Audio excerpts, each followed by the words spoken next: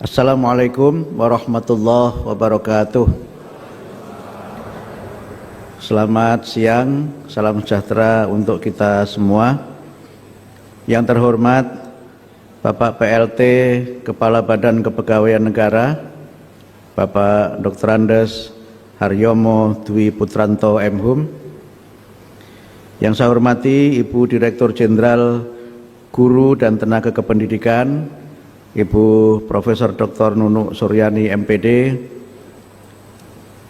Yang kami hormati Bapak Deputi Bidang Pembinaan Penyelenggaraan Manajemen Aparatur Sipil Negara, Bapak Dr. Herman MSI. Yang kami hormati Bapak Deputi Bidang Sistem Informasi dan Digitalisasi Manajemen Aparatur Sipil Negara, Bapak Suharmen Eskom MSI. Yang kami hormati Deputi Bidang Koordinasi Peningkatan Kualitas Pendidikan dan Moderasi Beragama, Bapak Profesor Dr. Warsito SSI DA PhD. Yang kami hormati Direktur Jenderal Otonomi Daerah atau yang mewakili, dan juga Bapak Ibu para pejabat tinggi Madya dan Pratama, para pejabat eselon 1 di Kementerian Pendidikan Dasar dan Menengah, para staf khusus menteri, juga bapak-bapak dan ibu-ibu kepala dinas pendidikan provinsi dan kabupaten kota se-Indonesia, juga bapak ibu yang tergabung dalam organisasi profesi guru, dan singkatnya seluruh hadirin yang berbahagia. Pertama-tama marilah kita bersyukur atas nikmat Allah Subhanahu wa taala, Tuhan yang Maha Kuasa, karena atas rahmatnya kita sekalian dapat bersama-sama meluncurkan rilis pembaruan pengelolaan kinerja untuk guru, kepala sekolah, dan para pengawas sekolah. Izin kami menyampaikan bahwa pembaruan sistem pelaporan ini atau pengelolaan kinerja ini merupakan jawaban dan respon kami atas arahan Bapak Presiden Republik Indonesia yang menegaskan agar birokrasi itu tidak harus birokratis, agar birokrasi di pemerintahan itu lebih simpel, lebih sederhana, tetapi memiliki makna penting sebagai bagian dari pelayanan kepada publik.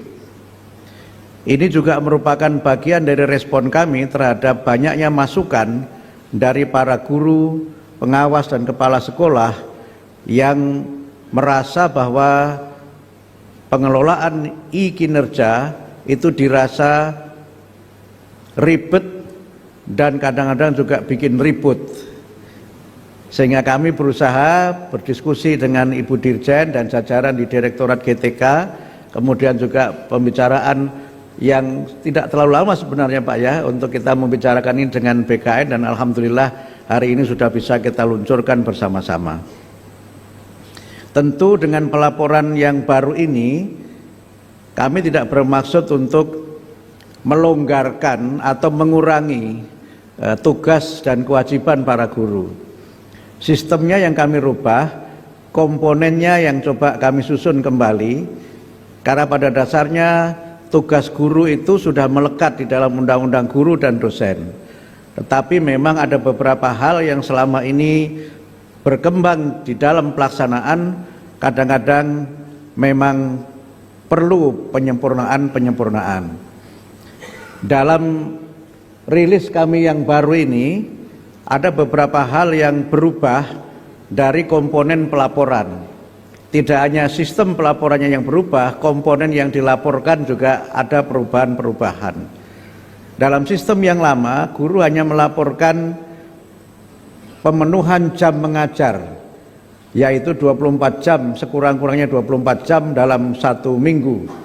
Sehingga banyak guru yang sering saya bercanda, guru yang dari lonceng ke lonceng, karena tidak bisa memenuhi 24 jam mengajar di satu sekolah, karena memang jumlah kelas yang terbatas dan jam mengajar yang juga terbatas.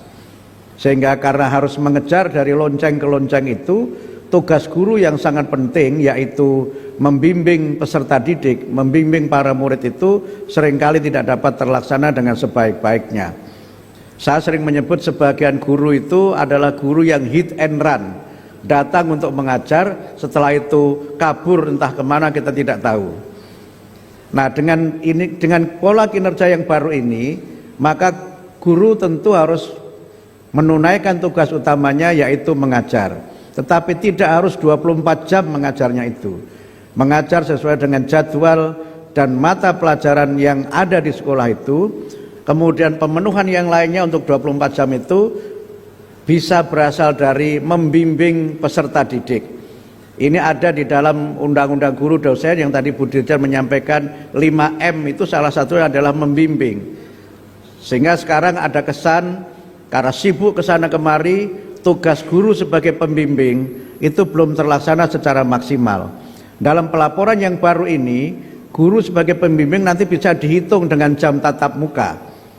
Kemudian yang kedua, guru juga memiliki kewajiban untuk meningkatkan kualitas profesionalnya. Saya belum ketemu bahasa Indonesianya, yang populer kita kenal dengan continuing professional development. Sehingga proses-proses di mana guru meningkatkan kompetensi ini juga kita hitung dengan jam tatap muka.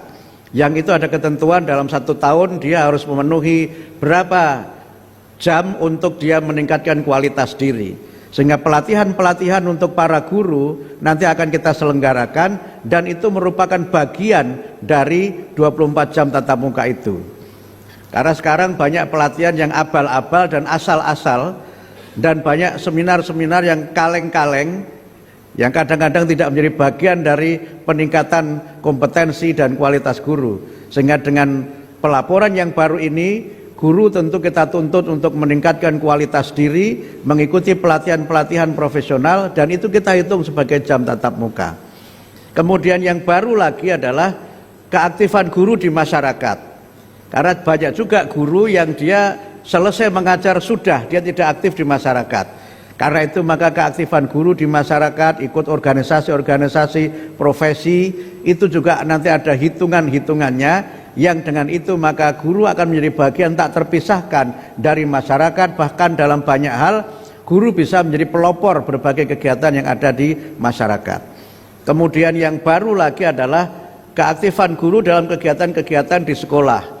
Misalnya ikut kepanitiaan, upacara dan sebagainya, itu juga akan kita hitung sehingga 24 jam itu tidak hanya guru mengajar, tapi juga kegiatan-kegiatan lain yang terkait dengan kompetensi dan profesi guru. Sehingga dengan demikian maka guru betul-betul menjadi guru, guru menjadi betul-betul bagian dari masyarakat, dan guru mendampingi murid-muridnya dalam berbagai macam kegiatan peningkatan bakat minat, konseling dan kegiatan-kegiatan profesional yang lainnya. Kemudian yang berbeda dari sistem ini adalah, pertama, kalau dulu pelaporan itu dibuat 1 tahun 2 kali, maka sekarang cukup 1 kali dalam 1 tahun. Yang kedua, pelaporannya tidak perlu diupload oleh masing-masing guru, tidak perlu diunggah oleh masing-masing guru, cukup nanti dibuat, diverifikasi kepala sekolah, yang mengunggah adalah kepala sekolah. Memang ketika saya sampaikan ini, beberapa kepala sekolah ada yang bertepuk tangan.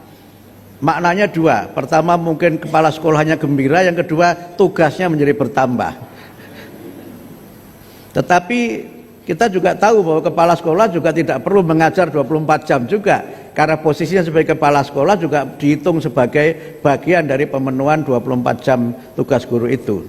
Karena itu maka Bapak Ibu sekalian, dengan sistem ini tidak berarti kemudian kita menurunkan kinerja guru, tidak berarti kita melonggarkan bagaimana guru bisa kemudian bebas untuk tidak menunaikan tugasnya.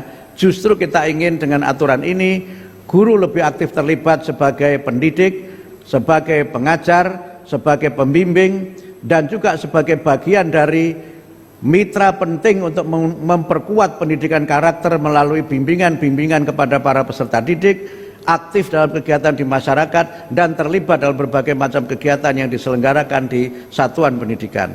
Mudah-mudahan dengan pembaruan pengelolaan kinerja, guru, kepala sekolah, dan pengawas sekolah dapat memberikan laporan yang lebih mudah, bermakna, dan bermutu untuk kita semua. Terima kasih.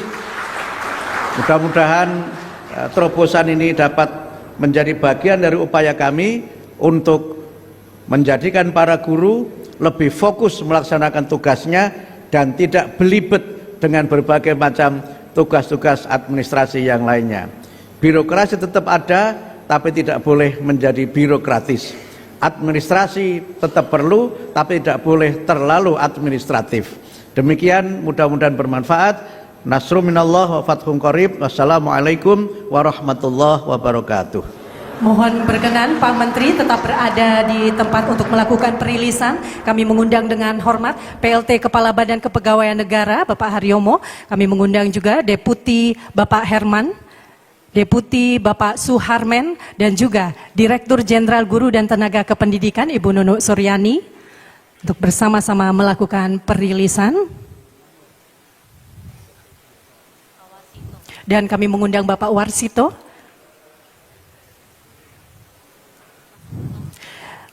Mohon berkenan, selanjutnya dalam hitungan ketiga kami persilahkan Menteri Pendidikan Dasar dan Menengah dan PLT Kepala Badan Kepegawaian Negara untuk menekan tombol. Kita hitung mundur bersama-sama. 3, 2, 1.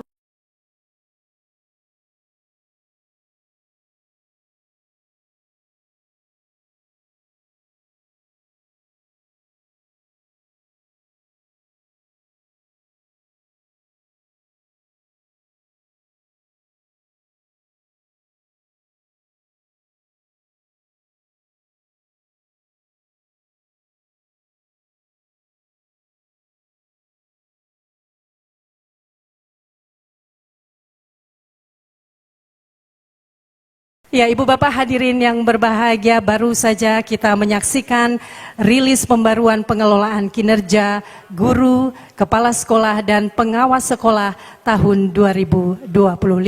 Dan tentunya dengan sistem ini akan lebih sederhana dan mudah untuk mendukung proses yang bermakna tanpa membebani para guru, kepala sekolah, dan juga pengawas sekolah.